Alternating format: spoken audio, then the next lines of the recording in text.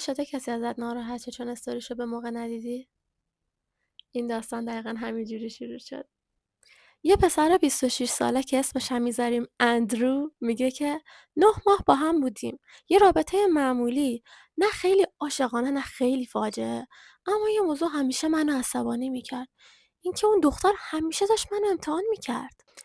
هر موقع ناراحت میشد یه استوری مبهم میذاشت، مثلا Guess I should stop expecting things و انتظار داشت فوراً برم دایرکت و بپرسم چی شده، تا اینکه اون روز یه استوری گذاشت با صورت غمگین، آهنگ غمگین و هیچ توضیحی هم نداد. من سر کار بودم، گوشی کنار بود. 2 ساعت گذشت و جوابی ندادم. کات. پایان قسمت 1. همین 2 ساعت شروع یک فاجعه بود.